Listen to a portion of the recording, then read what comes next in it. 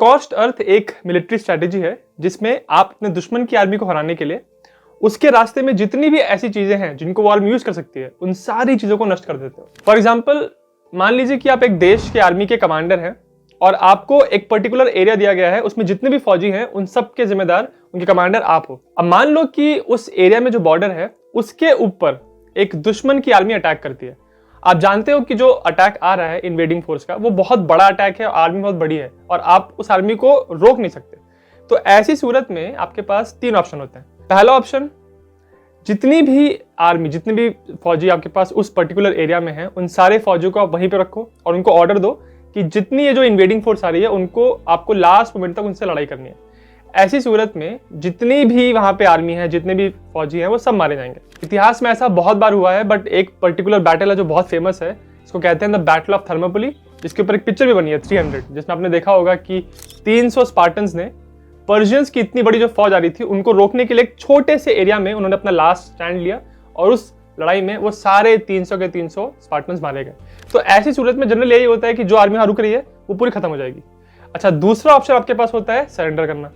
ऐसा भी बहुत बार हुआ है और स्पेशली जब सेकेंड वर्ल्ड वॉर में, जब जर्मनी 1939 में, 1940s में अपने आसपास के देशों पे बहुत तेजी से अटैक कर रही थी ब्लिट्जक्रीग को यूज करके, तब सारे जो देश थे उनकी आर्मीज के पास कोई जवाब ही नहीं था, तो वो लोग बड़ी बड़ी मात्रा में बहुत सारे फौजी एक साथ जत्थों में सरेंडर कर रहे थे। ये हो गया दूसरा ऑप्शन।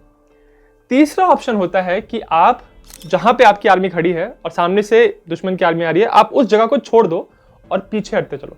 इसको कहते हैं रिट्रीट। और रिट्रीट के समय भी बिना अपने दुश्मन से डायरेक्टली उसको एंगेज किए, बिना उससे लड़ाई किए भी आप अपने दुश्मन को नुकसान पहुंचा सकते हो।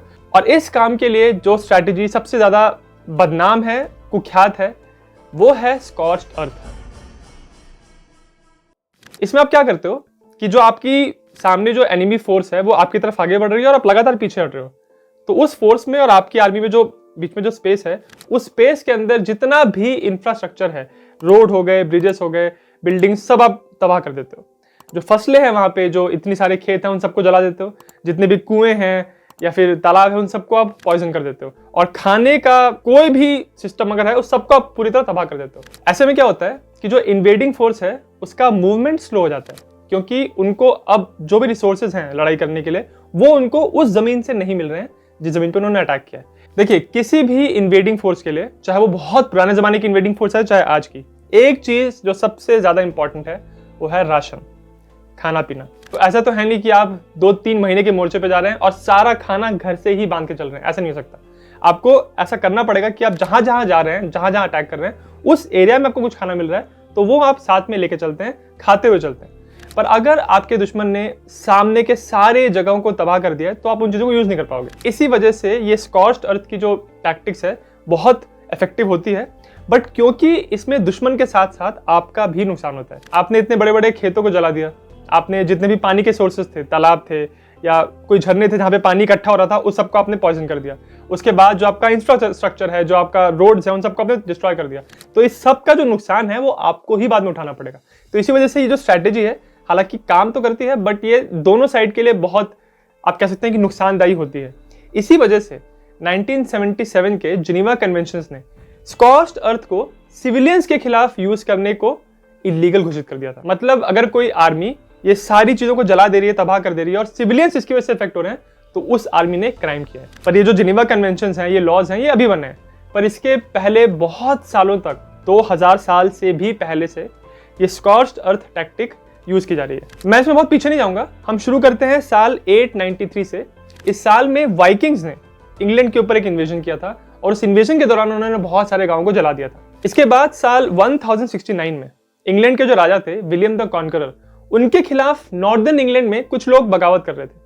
तो इस बगावत को कुचलने के लिए विलियम ने कहा कि अपने फौजियों को वहां भेजा और कहा कि जो भी लोग इस बगावत में शामिल हैं उन सारे लोगों के गांवों को पूरी तरह जला दो और गांव के अलावा उनके जो जानवर हैं उनको खत्म कर दो, उनके जो पानी के सोर्सेज हैं उनको खत्म कर दो, जो फसलें खड़ी है उन सबको जला दो।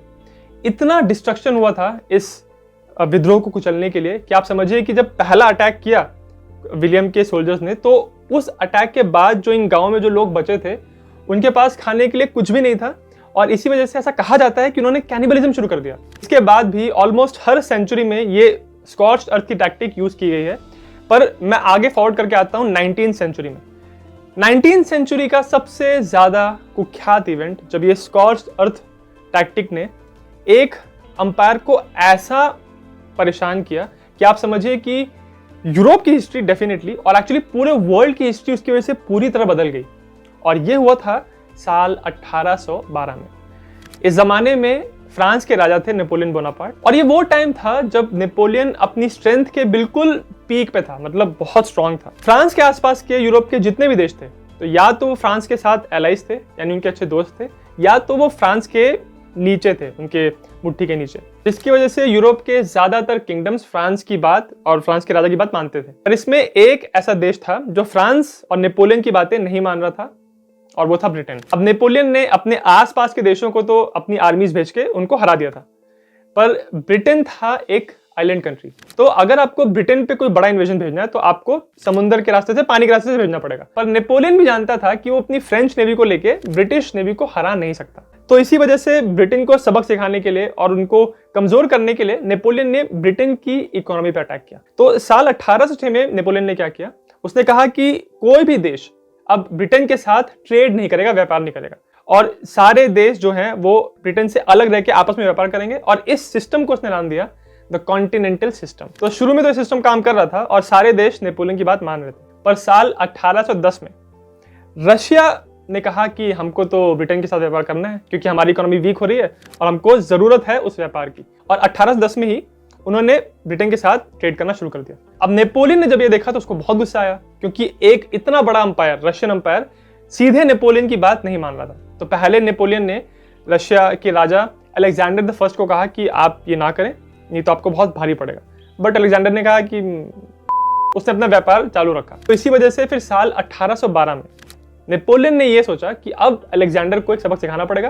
तो उसने एक बहुत बड़ी आर्मी इकट्ठा की, जिस आर्मी को ग्रैंड आर्मी कहते हैं, और इस आर्मी में 600K यानी 6 लाख से ज्यादा फौजी इकट्ठा हुए थे। ये उस टाइम की यूरोप की सबसे बड़ी एक असेंबल्ड आर्मी थी, और इतनी बड़ी आर्मी को लेके अब नेपोलियन ने रशिया को इन्वेड किया। नेपोलियन इस बात को जानता था कि अलेक्जेंडर सिर्फ बात करने वाला राजा है, उसकी जो आर्मी है वो बहुत ही वीक है। एक बार अगर हमला किया नेपोलियन ने तो वो ऐसे ही घबरा जाएगा और नेपोलियन की बात मान लेगा। पर अलेक्जेंडर द फर्स्ट ने एक अलग चालाकी की। वो जानता था कि वो नेपोलियन की आर्मी से लड़ नहीं सकता, तो उसने अपनी आर्मी को ऑर्डर दिया कि तुम डायरेक्टली एक बड़े नंबर में नेपोलियन की आर्मी को एंगेज मत करो, तुम पीछे हटते रहो। पर जब तुम पीछे हट रहे हो तो तुम्हारे जितने भी एरिया में जितने भी पानी के सोर्सेज पड़ रहे हैं या जानवर हैं, खेत हैं, उन सबको जलाते चलो, ताकि नेपोलियन की जो आर्मी आगे बढ़ रही है वो इन एरियाज में से इन चीजों को इस्तेमाल ना कर सके और उसकी आर्मी जो है उसको भूख लगे, उसको चीजें ना मिले खाने के लिए, और इसकी वजह से धीरे धीरे उनका जो एडवांस है वो स्लो होगा। और अलेक्जेंडर द फर्स्ट की ये जो टेक्निक है ये काम कर रही थी। नेपोलियन की हमेशा से स्ट्रेंथ ये रही थी कि वो जब भी अटैक करता था तो वो बहुत तेजी से अटैक करता था। उसका रीजन ये था कि वो बहुत सारा खाने पीने का सामान लेकर चलता नहीं था। उसका यही तरीका था कि वो जहां वो अटैक कर रहा है उसी एरिया से वो अपनी आर्मी को फीड करता था, वहीं से वो खाना निकालता था। पर अब क्योंकि रशियन राजा ने अपने सारे सोल्जर्स को ऑर्डर दिया हुआ था कि स्कॉच्ड अर्थ हमको करना है, सारी चीजों को जला देना है, तो नेपोलियन की आर्मी को वहां से कुछ खाने पीने के लिए और कुछ भी आराम करने के लिए कुछ मिल ही नहीं रहा था। और इसी वजह से इतनी बड़ी नेपोलियन की जो आर्मी है वो कैसे तैसे करके जब वो पहुंची मॉस्को में, तो मॉस्को में भी रशियंस ने आग लगा दी थी। अपने इतने चहीते शहर को उन्होंने पूरी तरह जला दिया था। तो यहाँ पे आके नेपोलियन समझ गया कि अरे मेरी कोई संधि नहीं होगी रशियन राजा के साथ और मुझे अब लौटना ही पड़ेगा। और इसी तरह से पूरी तरह से फेल होके नेपोलियन जब यहाँ से लौटा तो लौटने के दौरान भी ठंडी हो चुकी थी और बहुत सारे नेपोलियन के फौजी इस रिट्रीट के समय मारे गए। तो आप ये देखिए कि नेपोलियन इस रशियन इन्वेजन में 6 लाख फौजियों को लेके आया था। और क्योंकि रशियन राजा ने कभी इंगेज नहीं किया डायरेक्टली, एक दो बार किया था, बड़े बड़े बैटल्स में बोरोडिनो की लड़ाई हुई थी, बट बार बार बहुत बड़े बड़े बैटल्स में इंगेज नहीं किया। सिर्फ स्कॉच्ड अर्थ की वजह से नेपोलियन के फौजियों को इतना बड़ा नुकसान हुआ कि जब नेपोलियन का एक कैंपेन खत्म हुआ तो 1/10 से भी कम फौजी जिंदा वापस आए थे। इतनी बुरी हालत हो गई थी इस इन्वेजन के बाद नेपोलियन की आर्मी की। और इसी वजह से नेपोलियन की जो रेपुटेशन है वो 1812 के रशियन इन्वेजन के बाद पूरी तरह से नीचे आ गई।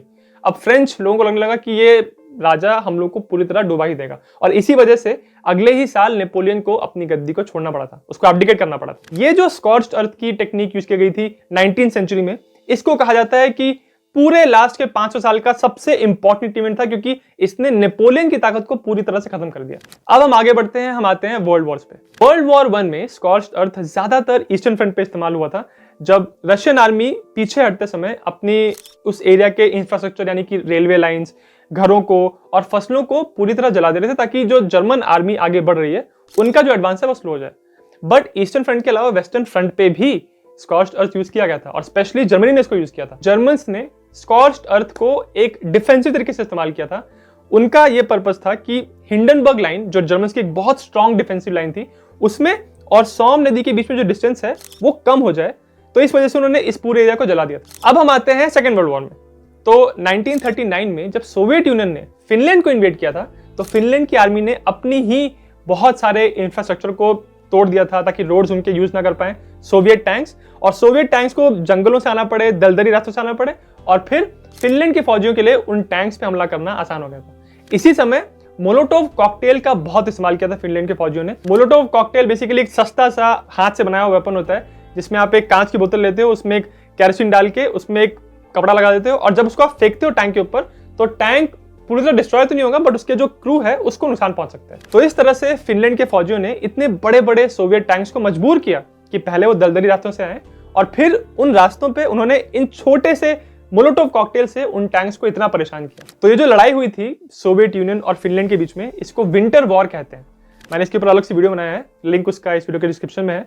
हालांकि इसमें फिनलैंड की हार हो गई थी, बट इस जीत के बाद भी सोवियत यूनियन की बहुत बदनामी हुई, क्योंकि इस जीत को हासिल करने के लिए बहुत सारे सोवियत फौजियों को अपनी जान गंवानी पड़ी थी। इसके बाद थोड़ा सा और आगे बढ़े तो 1941 में जब ऑपरेशन बारबरोसा लॉन्च किया था जर्मनी ने और सोवियत यूनियन को इन्वेड किया था, तो उस टाइम स्टालिन ने भी अपनी रेड आर्मी को ऑर्डर दिया था कि जहां जहां से आप पीछे हट रहे हो उन सारे एरियाज को जलाते हुए चलो। तो सोवियत यूनियन ने इस्तेमाल किया इसको। उसके बाद जब पासा पलटा और जब सोवियत यूनियन अटैक पे आए और जर्मन डिफेंसिव पे आ गए, तो हिटलर ने अपनी आर्मी को ऑर्डर दिया था कि जहां जहां से सोवियत फौजी गुजर रहे हैं उन सारे एरियाज को पूरी तरह तबाह कर देना। पर इस टाइम बहुत सारे ऐसे जर्मन लीडर्स थे, जर्मन मिलिट्री लीडर्स थे, जो हिटलर के इन ऑर्डर्स को फॉलो नहीं कर रहे थे, क्योंकि वो नहीं चाहते थे कि स्कॉच्ड अर्थ करके हम अपनी सिविलियन जनता का इतना बुरा हाल करें। इसी से रिलेटेड मुझे एक सीन याद आ रहा है। एक जर्मन मूवी है डाउनफॉल, उसमें एक सीन है जब हिटलर अपने वॉर मिनिस्टर एल्बर्ट स्पीयर को ये कह रहा है कि जहां जहां से सोवियत आर्मी गुजर रही है उस सारी चीज को हमको तबाह कर देना है, सारा इंफ्रास्ट्रक्चर, सारा बिजली सब खत्म कर देना है। तो एल्बर्ट स्पीयर उसको बोलता है कि ये करना ठीक नहीं होगा, और बाद में आके बताता भी है कि आपने जो ऑर्डर दिया था उसको मैंने फॉलो नहीं किया, और एक्चुअली मैंने अपने सोल्जर्स को कहा कि किसी भी चीज को डिस्ट्रॉय नहीं करना है। और ये सुन के फिर हिटलर बहुत ही नाराज हुआ था। डाउनफॉल बहुत ही अच्छी मूवी है, अगर आप देख सकें तो जरूर देखें। सेकेंड वर्ल्ड वॉर से थोड़ा और आगे बढ़ते हैं। तो वियतनाम वॉर के दौरान अमेरिकन सोल्जर्स ने, उनकी आर्मी ने इस टेक्निक को यूज किया था वियत कॉन्ग के सोल्जर्स के अगेंस्ट। तो हुआ ऐसा था कि वियत कॉन्ग के सोल्जर्स ज्यादातर जंगलों में रहते थे और जंगल बहुत घने थे। तो जब अमेरिकन फोर्सेस के जो हेलीकॉप्टर्स हैं ऊपर से गुजरते थे, तो उनको नजर नहीं आता था कि ये सोल्जर्स कहाँ पे हैं, इनके ठिकाने कहाँ पे, तो कहाँ पे हम बॉम्ब्स गिराएं। तो इसी वजह से फिर अमेरिका ने एक नया ऑपरेशन लॉन्च किया, ऑपरेशन रैंच हैंड। इस ऑपरेशन के अंतर्गत अमेरिकन फोर्सेस ने हेलीकॉप्टर से एक केमिकल गिराना शुरू किया। इसका नाम था एजेंट ऑरेंज। जब ये केमिकल ऊपर से गिरता था इन पेड़ों के ऊपर, तो सारे पत्ते झड़ जाते थे और ऊपर से पूरा दिखता था कि सोल्जर्स कहाँ पे हैं, उनका मूवमेंट क्या है। उसके बाद ये पता चला कि एजेंट ऑरेंज बहुत ही खतरनाक एक केमिकल है, और उस एरिया में जितने भी लोग हैं, सिविलियंस हैं, वो इस केमिकल के टच में आने की वजह से बीमार पड़ रहे हैं और मर रहे हैं। इस केमिकल के इस्तेमाल की वजह से बहुत सारे अमेरिकन सोल्जर्स को भी बीमारियां हुई और वो भी मरे। तो जैसा मैंने इस वीडियो के स्टार्टिंग में कहा था, स्कॉच्ड अर्थ से दोनों साइड्स को नुकसान होता है। वियतनाम वॉर के बाद थोड़ा सा और आगे बढ़े तो 1991 में जो गल्फ वॉर्स हुए थे, उसमें कुवैत से जब इराकी फोर्सेस पीछे हट रही थी, तो उन्होंने बहुत सारी ऑयल फील्ड्स को जला दिया था।